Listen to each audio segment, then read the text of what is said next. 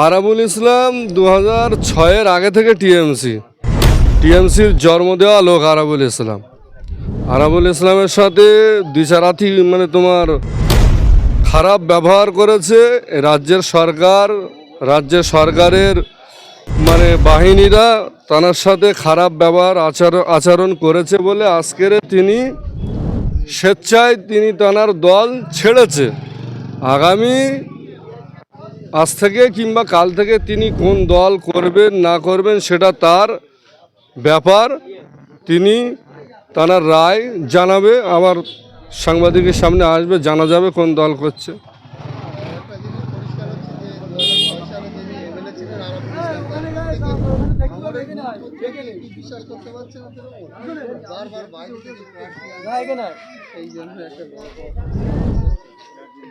যখন মমতা ব্যানার্জি 2006 সালে এমএলএ হতে পারেনি গো, আর আরাবুল ইসলাম 2006 সালে এমএলএ ছিল। তিনি বিধানসভায় গিয়ে তাণ্ডব চালিয়েছিল বুদ্ধর বিরুদ্ধে। আরাবুল ইসলাম এক দাপটি নেতা ছিল তৃণমূলের কাছে।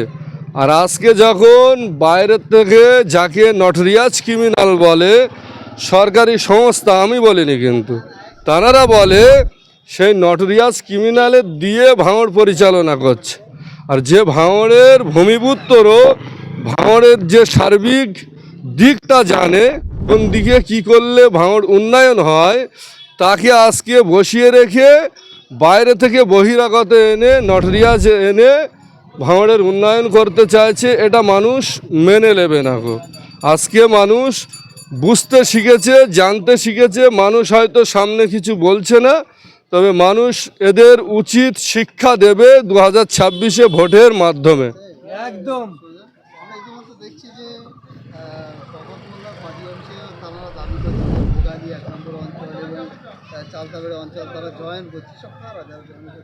আমি তো কালকের মিডিয়ায় দেখছিলাম ভোগালী 1 নম্বর থেকে আইএসএফের ছেলেরা জয়েন করছে, কিন্তু আমি যা দেখতে পেয়েছি, আমি তো আমাদের এই ভোগালী 2 নম্বর অঞ্চলের অঞ্চল সম্পাদক, আমি তো নিশ্চয়ই সবাই চিনি, কিছু না কিছু চিনি। তো কালকে যারা ভোগালী 1 নম্বর থেকে টিএমসিতে জয়েন করেছে, আদেও তারা আইএসএফ না, টিএমসির মাল। জামার কালার ঘুরিয়ে আবার ফের জামা এনে টিএমসি বানিয়ে ফেলাক ধরিয়ে বলছে এরা টিএমসি। এই ধাপ্পাবাজি বেশি দিনের জন্য চলবে না। আর বিশেষ করে যিনি ভাঙড়ের দায়িত্বে এসছেন, তানাকে বলবো এই ধাপ্পাবাজি দিয়ে মানুষের মন জয় করতে পারবেন না। কারণ ভাঙড়ের জনগণ, ভাঙড়ের মানুষ একটাই নাম তারা অন্তরে গেঁথে নিয়েছে, নওশাদ সিদ্দিকী। সেটা জবাব 26-এ ইনশাল্লাহ দেবে, সব মিয়া দেখতে পাবে সেই সময়।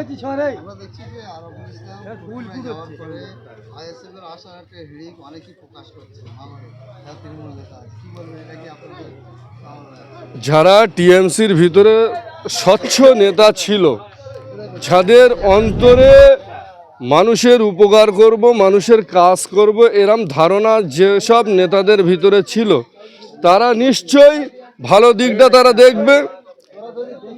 2011 সালে মানুষ ভেবেছিল সিপিএম অত্যাচার জুলুম করছে, আমরা একটা ভালো দিক চাই, সেই জন্য মানুষ টিএমসি এনেছিল। কিন্তু এখন আবার এই সাধারণ মানুষ বলছে আমরা চোর হটিয়ে ডাকাত এনেছি। তো এই ডাকাতকে আবার এই সাধারণ মানুষ তাড়াবে। স্বচ্ছ যারা মানুষের নিয়ে চলে, মানুষের অধিকারের হয়ে যারা কথা বলে, হকের হয়ে যারা কথা বলে, তাদের পাশে আবার তারা আসতে চাইছে, তাদের ওয়েলকাম। আমরা দেখেছি কিছুদিন আগে ধর্ণা মঞ্চে মুখ্যমন্ত্রী তিনি বক্তব্য দিয়েছেন যে 7 লাখ বিচারাধীন যাদের সেটা ফাইনাল করতে হবে, তারপর ভোট ঘোষণা, কিন্তু তিনি এখনো পর্যন্ত হাইকোর্টে মামলা করলেন না, কিন্তু আজকে নওশাদ সিদ্দিকী করতে মামলা করলেন। মমতা ব্যানার্জি উনি মুখে এক কথা বলে আর অন্তরে আর এক কথা গায়। উনি বলেছিল এসআর যদি হয় আমার বুকের ওপরতে যেতে হবে, আমার লাশের ওপরতে যেতে হবে। ওনার লাশ এখন এই 60 লক্ষের মানুষের সামনে এনে দেওয়া দরকার, কারণ 60 লক্ষ মানুষের এসআরে বিচারাধীনই রেখে দিয়েছে। উনি একটা রাজ্যের সরকার হয়ে উনি কি করেছে? উনি বলেছিল তো এসআর হলে আমার লাশের ওপর দিয়ে করতে হবে। লাশ তো পার হয়ে গেছে, এখন উনি জিন্দা ঘুরে বেড়াচ্ছে। এই 60 লক্ষ মানুষের কোনো দিশা তিনি দেখাতে পারলেন না। ওনার বেঁচে থাকাতে মরে যাওয়াই ভালো, ওনার কথাই উনি মরে যাক। মরা ভালো।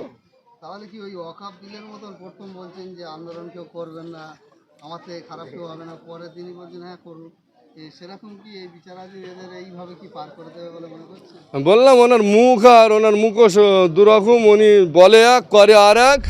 মানুষের বলবো, সাধারণ মানুষের বলবো, পশ্চিম বাংলাবাসীর বলবো, এই 14-15 বছর এমন একটা সরকারকে দেখেছো, আর এই সামনে 26-এ জোট সরকার যারা আসতে চাচ্ছে তাদেরকে একবার